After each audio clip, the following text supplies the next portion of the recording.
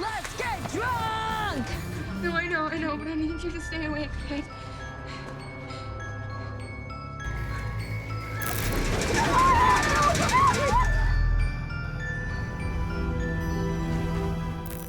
We open with Maggie Thompson relocating with her mother Erica and their dog Louie to Erica's childhood town in Ohio after her marriage falls apart. Erica starts working at a casino and befriends her co-worker Stu while Maggie enrolls in a new high school. On her first day, she meets a wheelchair-bound girl named Jeannie and helps push her when her chair gets stuck.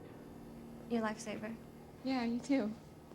While sitting alone to eat her lunch, Maggie is approached by classmates Haley, her boyfriend Chaz, Daryl, and Andy. Haley welcomes her and instantly puts her number in Maggie's phone. She then invites her to a party. Maggie tells Haley she is attending a music festival with her mom, but Haley tells her she's missing out and the group leaves. It's also clear that Maggie and Andy are attracted to one another. On the day of the festival, Erica has to work a double shift, so Maggie decides to join the others. When they pick her up, they inform her that the party is cancelled, and instead they're going to find someone to buy alcohol and drink by a rock pile, a popular party spot for the kids.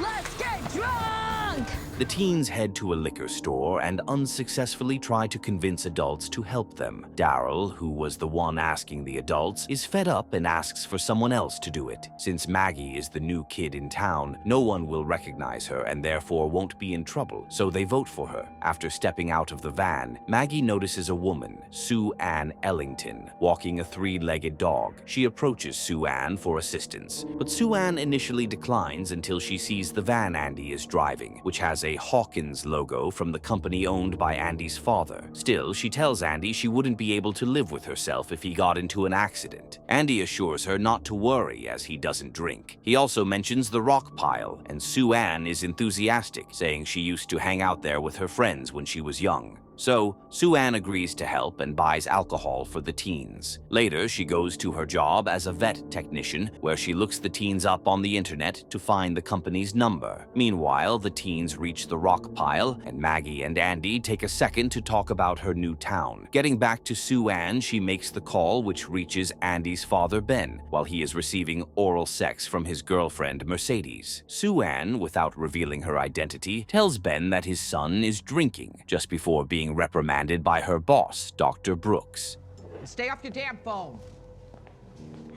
That night, the police show up at the rock pile where the teens are drinking. The guys quickly hide, but the lead officer is onto them. The officer searches Andy and then reveals he played football in high school with his dad. He gives them a 10-minute head start to leave, calling Andy's father a jerk. When Maggie returns home, Erica expresses concern about her whereabouts and the smell of weed on her. Maggie defends herself, asserting that she doesn't smoke and couldn't tell her friends to stop. Erica says she's glad Maggie's fitting in, but she needs to make smarter decisions. This backfires on her, though, as Maggie points out just how little of an example her mother is. Like all the amazing decisions you've made. The teens meet Sue Ann again the next day, seeking help with alcohol, and she invites them to her house for a safe place to drink. Although hesitant, they agree and follow her there. She leads them to her basement, the only area they are allowed to be in. The teens start calling her Ma. Chaz suggests making the place cooler with a beer pong table and other ideas. When he confronts Sue Ann about it, she pulls a gun and forces him to strip before revealing the gun doesn't work, causing the teens to laugh and continue drinking. When it's time to leave, Sue Ann checks if Andy is sober before giving him the keys to his van. As Sue Ann watches the teens leave, we see a flashback from her high school days when she was friends with Erica and was invited by Ben to drink at the rock pile. Back then, Ben pretended to be friendly with Sue Ann, who had a clear crush on him. The next day, Sue Ann visits the casino where Erica works and observes her serving drinks at a table. A drunk Mercedes takes a champagne glass before recognizing Erica from high school. Ben also greets Erica before they are kicked out due to Mercedes' behavior. Later, the teens discover Sue Ann left a box of alcohol next to Andy's van and sent them video messages. Haley had shared their numbers with Sue Ann while drunk. Sue Ann watches them from a distance. Let's go! Okay. To Mars house we go!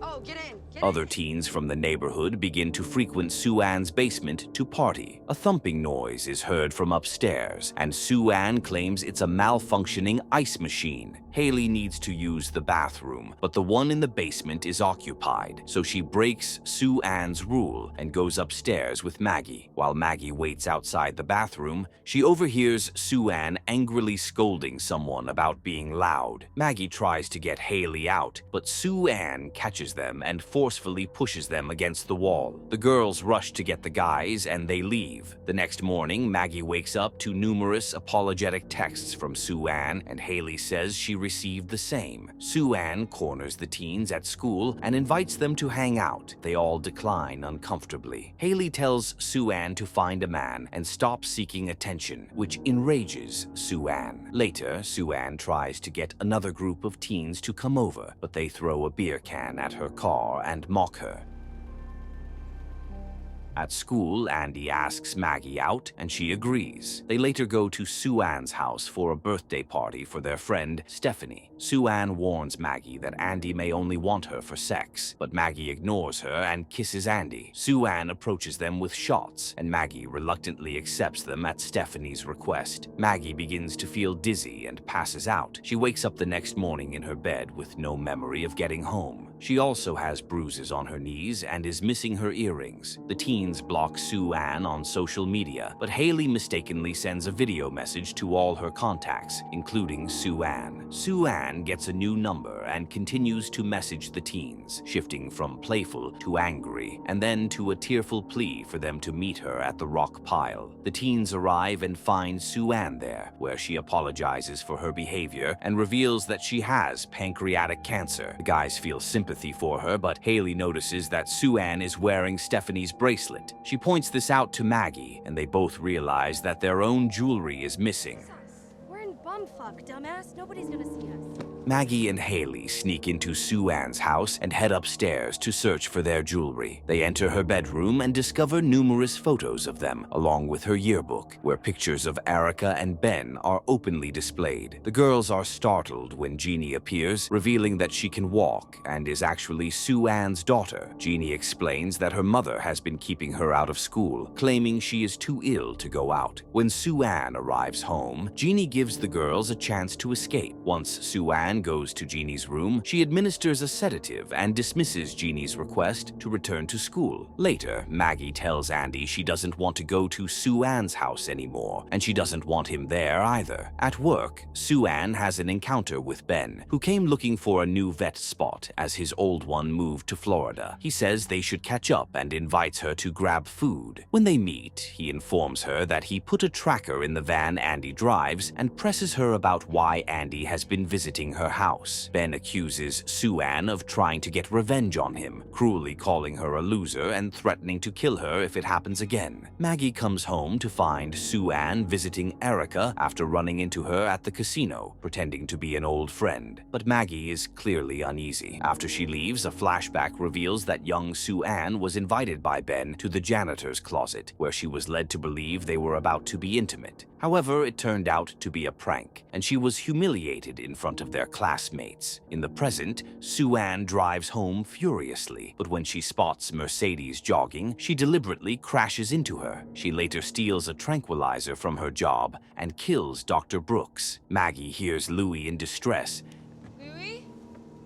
and discovers him in the shed with a bleeding paw. She shines a flashlight toward the woods and catches a glimpse of Sue-Ann walking away. When Erica suggests calling Sue-Ann for help with Louis, Maggie reveals that she knows Sue-Ann and has been going to her house to drink. Erica is furious, grounding Maggie and confronting Sue-Ann at the liquor store for providing alcohol to minors, threatening to call the police if she comes near them again. Ben visits Sue-Ann's house after she removes the tracker from Andy's van. She tranquilizes him and ties him up naked in her bed. She calls him a dog for what he did to her and pumps Louis's blood into his body before slashing his other wrist, leaving him to die. Maggie receives a video message from Sue-Ann, showing her friends at a party and seeing Sue-Ann wearing Maggie's earrings. While Erica sleeps, Maggie takes her car and drives to Sue-Ann's house. Her friends are there. Andy justifies his presence as being for Chaz's birthday, but Maggie tries to get everyone everyone to leave. The group is drugged from the sedative Sue-Ann spiked their drinks with and begins to pass out. Maggie rushes upstairs to find Jeannie, but instead discovers Ben's lifeless body before Sue-Ann tranquilizes her.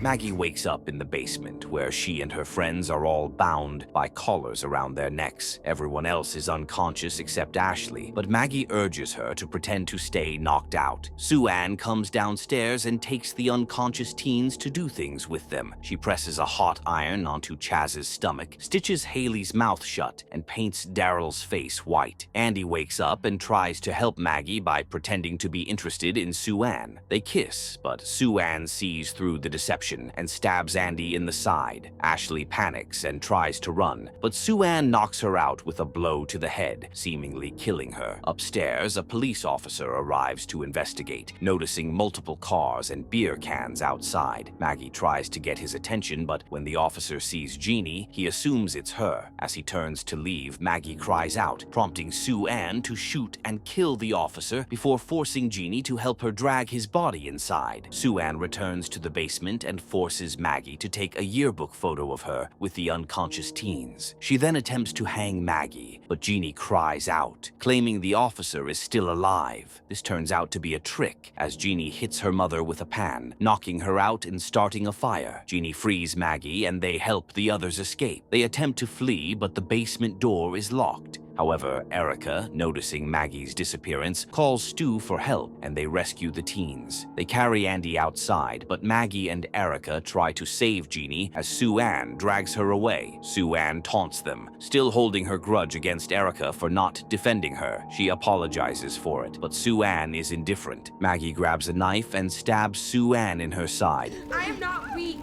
I'm not my mother. Freeing Jeannie, and they escape as the fire spreads. Sue-Ann walks upstairs and sees everyone outside. She continues up to the room where Ben's body lies. Accepting her fate, she lies next to him and lets the flames consume them both. Did this story spook you out? Let us know in the comments below. For more horror movie recaps, subscribe to our channel, and we will see you on the next one. Fear awaits you.